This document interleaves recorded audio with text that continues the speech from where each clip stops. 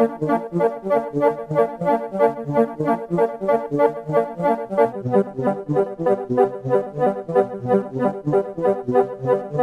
is a Socialist News and Views special interview.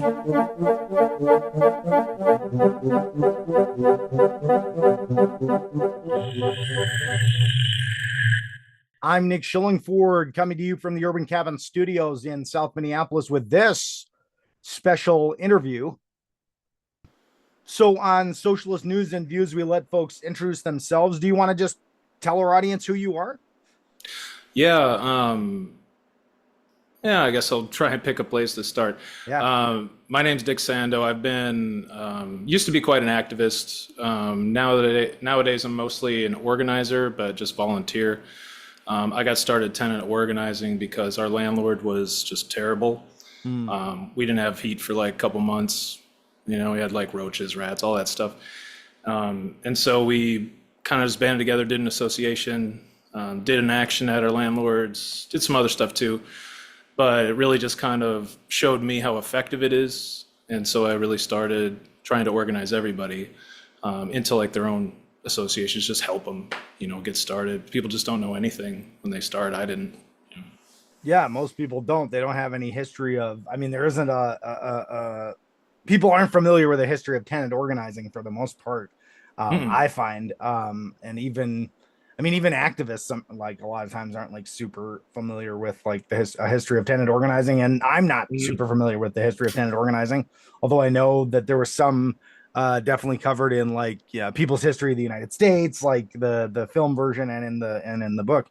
But yeah, it's something that doesn't get covered enough. I read I know you've been covering some of this stuff a little bit too, because I know I did read a Substack that you wrote, Defend Glendale Clashes with MPH over privatization plan. That was like what, like a month ago almost. It was, and almost exactly a month ago.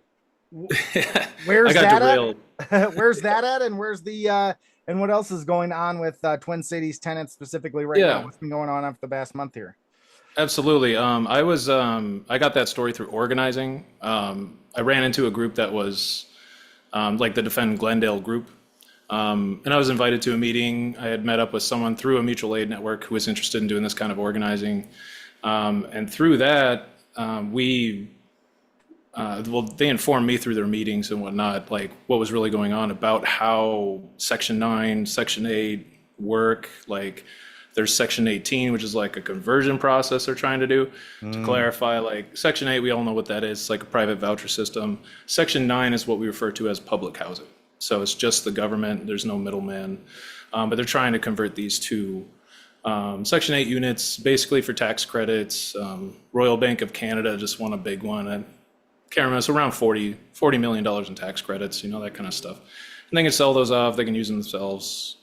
And it seems like a really big privatization game. And that's basically what that article's about. But a lot of people are getting caught up in it.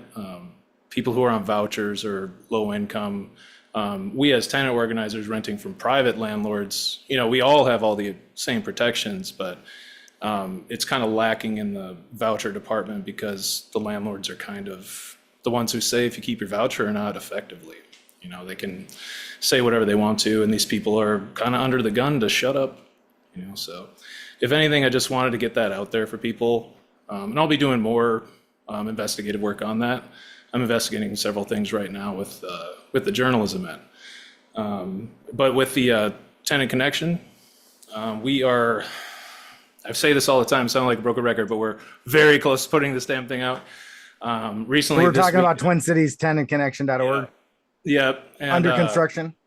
Been under construction since we soft launched it. There are still some resources on there. There's ways to get to our Signal chat. If you are interested in meeting people who are organizers, meeting other tenants that you might share a landlord with. But the primary goal of what our full site is going to be is like a public square kind of a thing, where we'll have forums and whatnot. We'll have tons of resources for tenants, and we're going to be community driven. So submissions are going to be a big part of it. This weekend, we ran into a big technical error, which I'm super glad we ran into before we actually launched. Right. So we may have to rebuild something. So I'm hoping that since we've already treaded that ground, it'll go pretty quick. And then it's just a matter of tightening it up and launching it so that everybody can use it. Yeah. Well, that'll be great. So we'll, and we'll keep people updated on, it when that fully launches. But again, like you said, if people are interested or they want to find ways to connect with other tenants or they have specific, things that they're dealing with, that's a place where they can connect with other folks. There are still ways to connect with people on there right now, even though it's not like fully up and running yet. Right. So yeah, I mean, well, just quick back to the Glendale thing. I think there was a rule change. I think it mentioned in 2024. So now they've made it a lot easier. And you might have even mentioned that a little bit there. They've made it a lot easier to convert this, actual public housing into like a Section 8, like where you only like it's only a voucher. Can you just talk briefly about that or? Sure. So basically, the Section 8 stuff we all know is private. So it works as like a bunch of LLCs will own that. And then they will get the tax credits off of it. They get the subsidy from the government, and then they pay it back to the government along with the tenant's portion.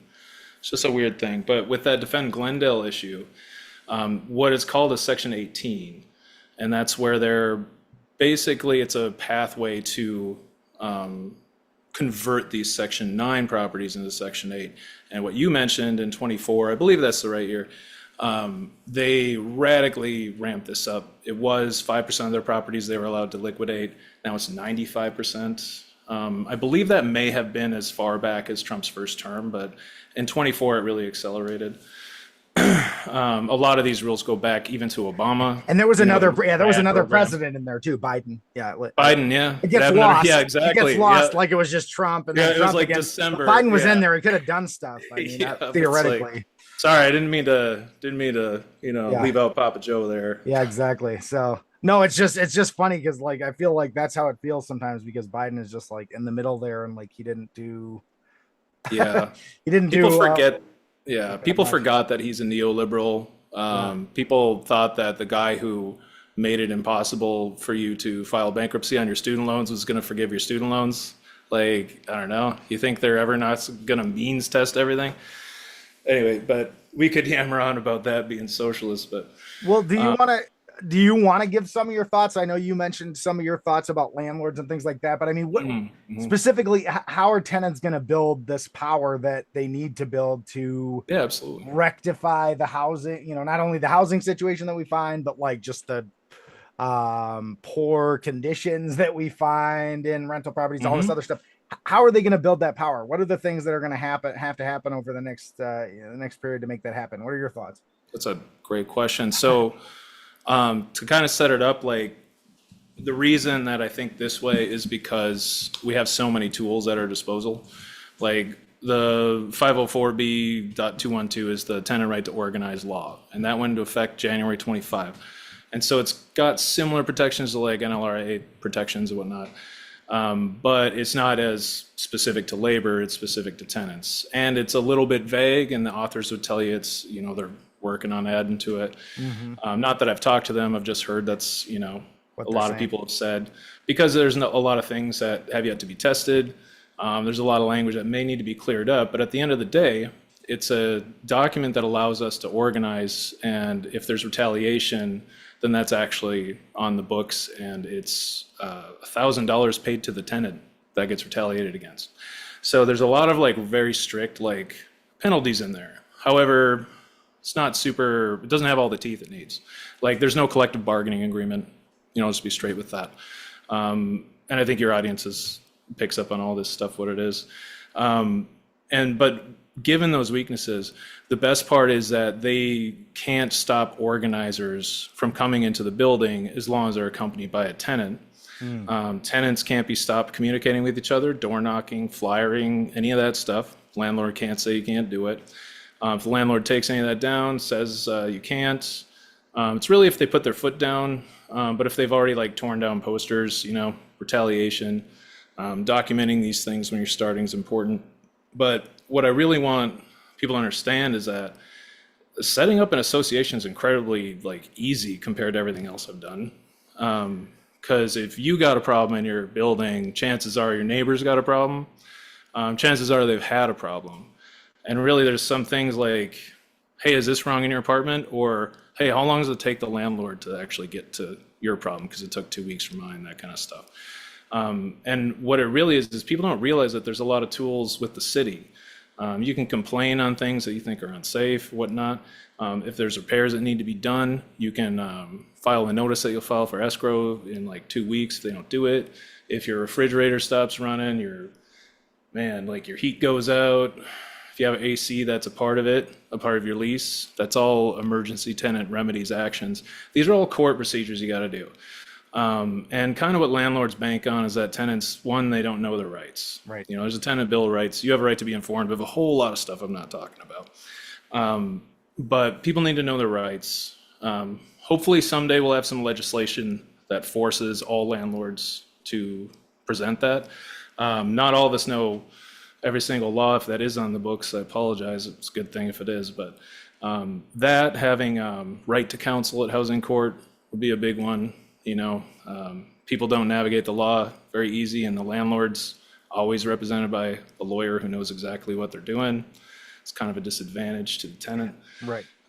But this would have to be provided by the government so you can see the holdup. But as far as like the condition of the city with the landlords is, it's extreme exploitation. I have run into people who have had their sink backed up for like a month and a half, and they're like afraid to call their landlord because they're on voucher. They don't know that their neighbor one door down has the same issue, that kind of stuff. So when we actually connect together in communication and solidarity, that's a really big thing. And breaking through to people who aren't conscious like that has been one of the best experiences, like seeing the gears of liberation turn in their minds, Right. It's just a really cool thing. So that's like the fulfilling part for me. But as far as like what we should do, landlords own everything. They influence the state, they influence city. Pretty sure Fry, all those deleted texts are probably landlords. Landlords fund the DFL, they fund all of Congress. And as Abdi Warsami said in that article, that basically they're the biggest lobby, and they show up, they talk to their congressmen, they get their way, they write the laws, right? So the thing is that banding together involves every tenant putting together their own association. And then as those associations grow, they're little microcosmic democracies, then they can link up, and in a democratic way, they can start bodies, and then hopefully greater bodies will grow. And what I hope comes out of that is some kind of like tenant party, or at least, PAC or something that can really threaten with real political influence, because there are way more voters who are renters in Minneapolis, in Minnesota, than there are homeowners or landlords. And I don't want to put anyone off and create any divide about homeowners, because the one thing I do want to say, since I mentioned them, is that you're always a tenant. You buy a house, you're a tenant of the bank. You pay off that loan, you're a tenant of the US government. Like, you never own your land. You never own anything. We're already at that point, which is kind of sad. But there's a lot of unity. I found a lot of homeowners who want to help tenants as well. And I found a lot of homeowners, well, not a lot, but I've met a few that are losing their houses just because of the economy. Right. And now they're going to be renters. So. Yep. It's a tough time. Yeah. And you were mentioning the law and the protections and how some of the stuff is kind of vague. But these movements and linking up these movements between different tenants is going to be what, helps to put some kind of teeth into any of those laws, and helps, as you mentioned, outline what the areas where people need these protections most are, and how, the ways in which the landlords are going to go after people and all this stuff. And so we're going to be able to use that to our advantage to highlight what needs to happen. But yeah, they have all that money, they have all that influence. But what we have is, hopefully at some point, if not all the renters, a lot of the renters, all organized together. And I think that'll be the key. I think it's more possible than ever, because there's a lot of folks in larger bodies that are kind of in the orbit, and they really want to help. And I found that the most effective way, and I've been working with a lot of them, which is great. And what I've kind of swung their way is like the concept of having a stake is really important. And I think that this is like the biggest reason that it's effective to organize tenants is that, you know, you work or whatever, you have a stake, but you can always go get a new job, whatever. You can't just leave your house, you know, and your neighbors, right? And so everyone in that association has a stake. And so the idea is, as like support or like auxiliary or organizations in the orbit, the whole point is going to be to foster people's knowledge, get them trained up to be organizers themselves, and also teach people how to run small democracies, right? And not everybody has to be gung-ho about it, as long as you have people who talk and vote and want to take actions together. But the idea is that if you have enough dialogue, then people can really get to the heart of it. And if you link up enough people and you get them talking, then that's really powerful. I've seen it so many times when people form their organizations. And it doesn't even have to be the actions the communists in the room think they should take. Yeah. Right. It can be actions they come to all on their own, like some you know, kind it's of crazy funny. democratic process or something. If you can, I know, right? It's like people act like, you know, working with anyone but, you know, your exact tendency is sacrilege. You know, someone asked me, it was a really nice person from RCA. They said, "Oh, what tendency are you?" Because they saw my pin, and I said, "Oh, I don't hang out with those people." Exactly. Yeah. So it's like, not trying to insult, but like there definitely needs to be like I've met so many like really, really bright people are just a little too in the books, and I think as commies and as socialists, we really gotta like, you know, we don't need to take, you know, some very hyperbolic, you know, pragmatic shift, but we do need just a pinch of salt with what we're consuming here with our own ideology, because it can get so easy to rabbit hole and think, oh, this person's the best, you know, everyone else is like subpar, this is the way to do it, and I'm going to find people who think like me, and we're going to start a group, and then we're going to save the world. I don't know how, but saving the world involves working with people you don't like, working with people you don't like. I'll work with conservatives, I don't give a shit. You know, you want to have a barbecue, you probably know some recipes I don't, let's rock. But like when it comes down to it, it's all the politics just fluff, you know? If you focus on people's material conditions, that's where you get the goods. And like tenant organizing is really about people's material conditions directly. You know, it's not like what they're selling like or trading, which is their labor. It's literally where they live and the conditions they're under.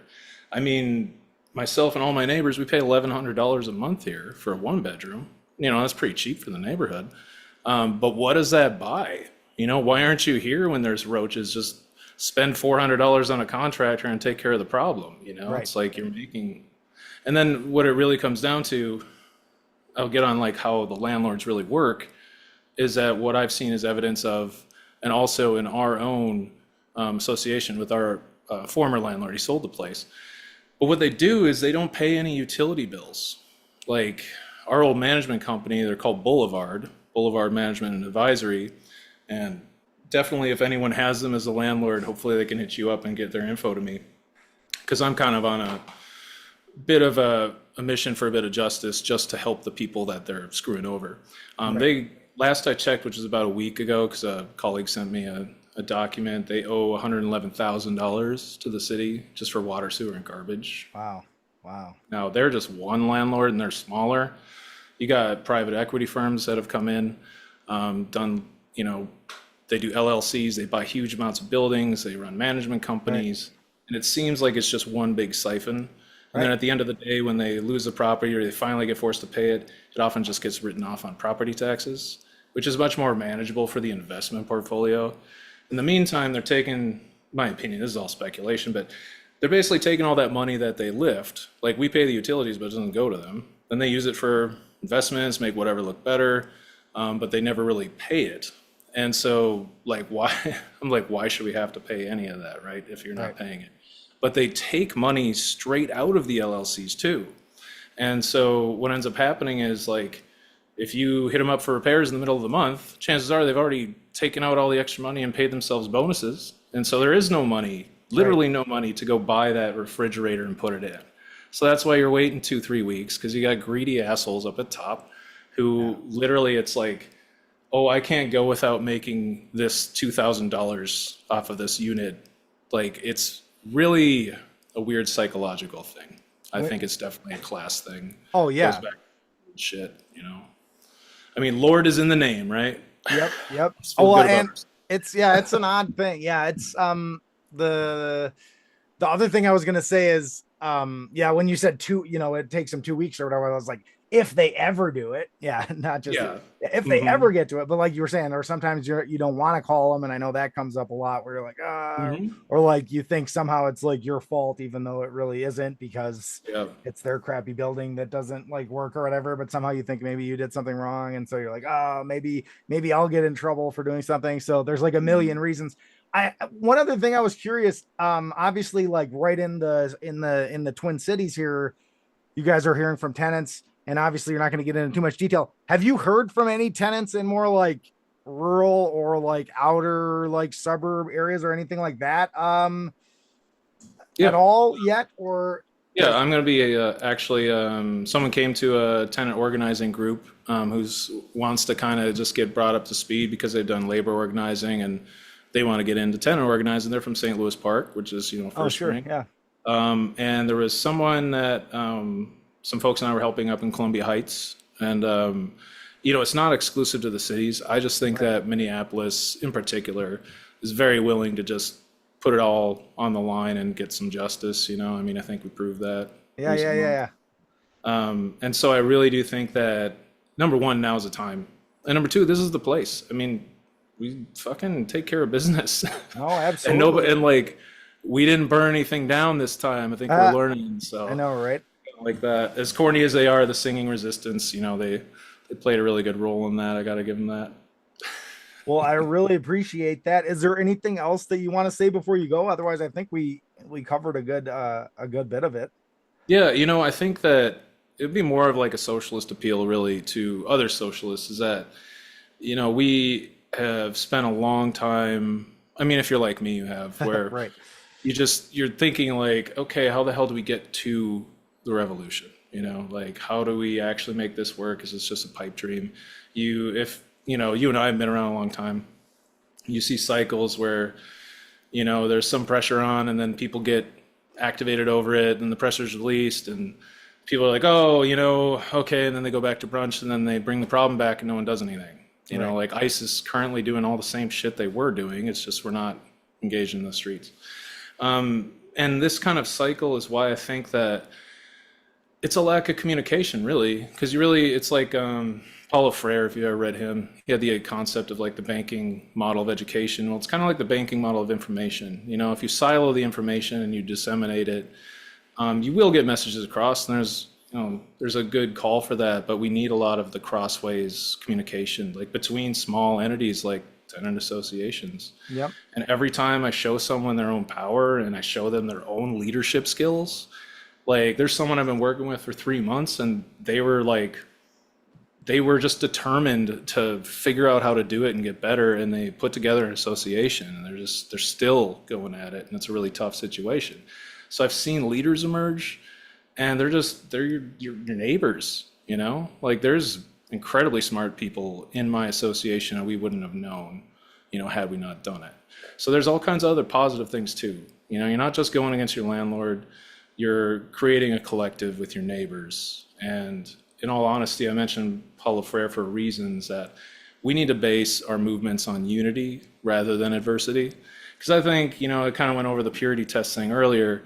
The adversity is capitalism, those fucking dogs, right? Obviously, yeah. But is it unity? Is it like, Right. let's bring it all together, let's create mutual aid, let's make sure let's just do our own thing. Let's create a parallel power network. And if we have more communication with each other, I think that it's an easier process. And I think it's more inevitable than we think.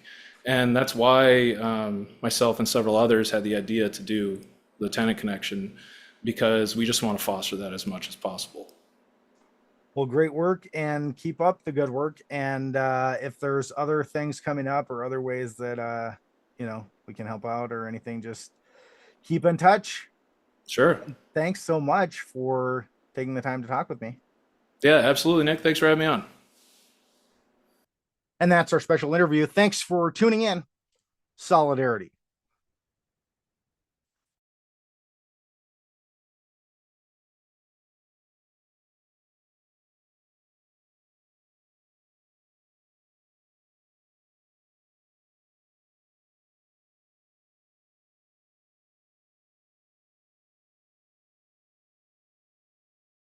This has been a Socialist News and Views special interview.